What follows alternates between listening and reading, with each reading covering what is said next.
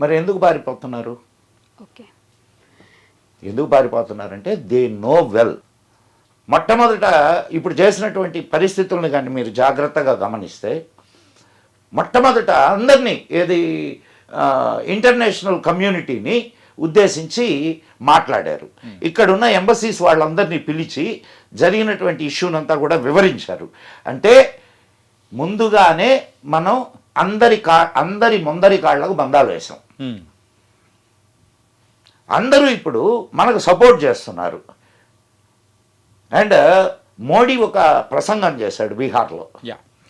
అది చాలా అంటే ఇప్పుడు ఏ సమయంలో రాజకీయ నాయకులు ఎటువంటి ప్రసంగాలు చేస్తారో దానిని బట్టి మనం విషయాన్ని అంచనా వేయొచ్చు. ఇప్పుడు యుద్ధం ఈ డేటుకు మొదలవుద్ది, ఇప్పుడు మొదలవుద్ది, ఈ సమయానికి మొదలవుద్ది అని చెప్పరుగా. చెప్పరు. పోనీ యుద్ధం చేస్తామని కూడా చెప్పరుగా. చెప్పరు. కానీ యుద్ధం చేస్తారని ఎందుకు అనుకుంటున్నాం? ఎందుకంటే అక్కడ మన మీద జరిగిన దాడి అలాంటిది. అండ్ ఇలాంటిది మరి ఒకసారి రాకుండా ఉండడానికి ప్రస్తుతం ఇప్పుడు వేస్తున్న అడుగులు ఒక కారణం అని చెప్పుకోవచ్చు. చూడు, మనవాళ్ళు చెప్తుంటారు, మీరు మామూలుగా మీడియాలో వాళ్ళు కదా, మీరు బాగా వింటుంటారు ఒక విషయాన్ని. ఏం విషయం వింటుంటారు? టెర్రరిజానికి మతం లేదు,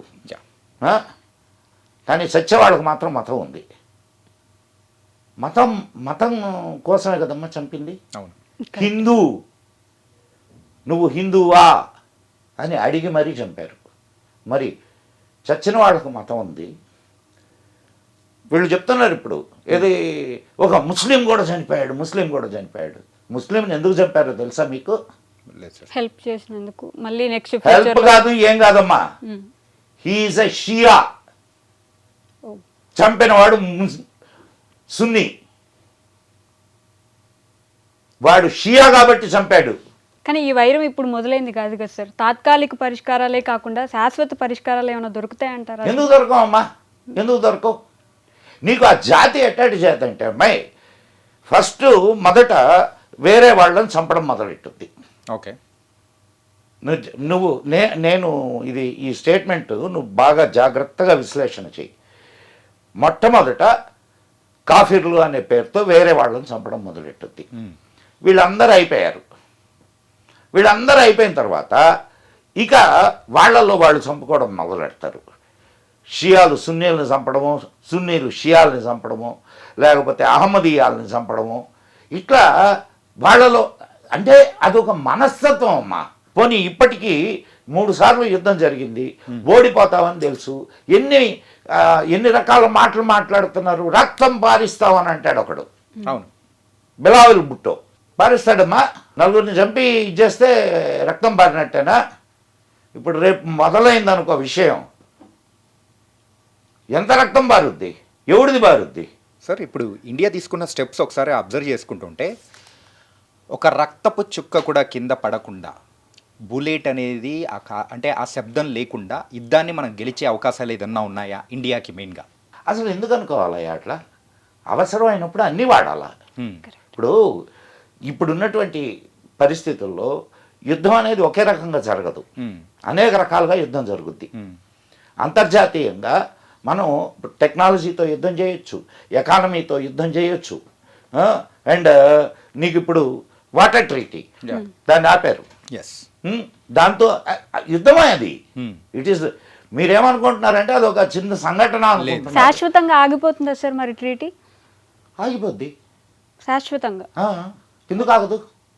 కొన్ని రోజులు తాత్కాలికంగా తీసుకుని. ఇప్పుడు చూడమ్మా, మనకు అంటే ప్రత్యేకంగా భారతీయులకు, ప్రత్యేకంగా హిందువులకు, సనాతన ధర్మాన్ని పాటించే వాళ్ళకి పాములకి పాలు పోస్తాం, అవసరమైతే సర్పయాగము చేస్తాం.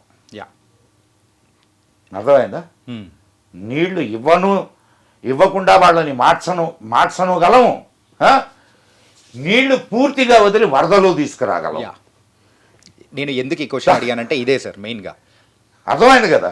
సో వార్ అనేది నువ్వు ఎట్లా మొదలు పెడతావు అనేది దానికి నువ్వు అమ్యునిషనే వాడాల్సిన పని లేదు. అలానే ఇప్పుడు ఒకవేళ మళ్ళీ యుద్ధం వస్తే కూడా ఒక దశాబ్దం మళ్ళీ వెనక్కి వెళ్ళిపోవాల్సి వస్తుంది కదా సార్. ఇంటింటికి ఒక ప్రాణమైనా పోయే ఛాన్స్ ఉండొచ్చు కూడా కదా. మరి యుద్ధాన్ని ఎందుకు కోరుకుంటున్నాం అంటే ఏం చెప్తారు? ఎవరు కోరుకుంటున్నారమ్మా? మన ఇండియా ముందుకు వెళ్తుంది కదా ఎవరు సార్ యుద్ధానికి. కోరుకుంటున్నారు? నువ్వు నేను కోరుకున్నావా? లేదా సార్? లేదు ఇంకొంతమందిని చంపించుకుందావా? జరిగితే ఒకసారే కదా జరుగుద్ది. జరిగితే ఒక్కసారే కదా జరుగుద్ది. కరెక్ట్. కానీ అంటే శాశ్వతంగా పరిష్కారం దొరుకుతుందనే సార్? అదే లేదు ఇంకోసారి కొట్టుకుంటాం. 1947లో లక్షల మంది చావలా ఈ దేశ విభజన జరిగినప్పుడు? ఓకే. ఏం చేసాం? హిందువులే ఈ దేశంలో కాంతిసీకులుగా వచ్చి ఢిల్లీ రోడ్ల మీద ఉంటే ఇంకా ఎన్ని చెప్పుకుంటా పోతే అది పెద్ద హిస్టరీ అవుద్ది తల్లి. ఇప్పుడు టాపిక్ అది కాదు కదా. Okay. ఇప్పుడు యుద్ధాన్ని గురించి మాట్లాడదాం మనం. ఇప్పుడు ఈ యుద్ధానికి ముగింపు ఎప్పుడు వస్తుంది సార్? అంటే ఏం జరగబోతుంది అసలు? మనం ఏమైనా చర్యలు తీసుకోబోతున్నాం దీని తర్వాత? ఒక అమ్మాయి ఒక్క మాట చెప్తాను నేనమ్మా. చెప్పండి సార్. పాకిస్తాన్ పూర్తిగా నాశనం అయిపోతే కానీ చాలా సమస్యలకి, అన్ని సమస్యలు పరిష్కారం అవుతాయని చెప్పను, చాలా సమస్యలకి పరిష్కారం దొరుకుద్ది. ఎవరికైనా ఇప్పుడు అంటే మేల్కోవడానికి ఏమైనా సమాచారం సందేశం ఏమైనా ఇస్తారా సార్? ఖచ్చితంగా అమ్మా. ఓకే. మీ భద్రతలో మీరుండమని చెప్తున్నా. ఎటువంటి విపత్కర పరిస్థితి ఏర్పడినా అటువంటి పరిస్థితిని ఎదుర్కోవడానికి సిద్ధంగా ప్రతి హిందువు ఉండాలి. ప్రతి హిందువు. అంటే విపత్కర పరిస్థితులు వస్తున్నాయని చెప్తున్నారు సార్? ఖచ్చితంగా వస్తాయి. ఎందుకు రావు? ఎందుకు రావు? ఓకే. నిజం మరచి నిదురపోకుమా. ఎవరో వస్తారని ఏదో చేస్తారని నిజం మరచి నిదురపోకుమా. ఎవ్వడు రాడు, ఏవి చేయడు. మనల్ని మనమే కాపాడుకోవాలి. జాగ్రత్తగా ఉండాలి. ఖచ్చితంగా అమ్మా. నీకు తెలుసా కాశ్మీర్లో పండిట్లు ఎట్లా తరం వేయబడ్డారో?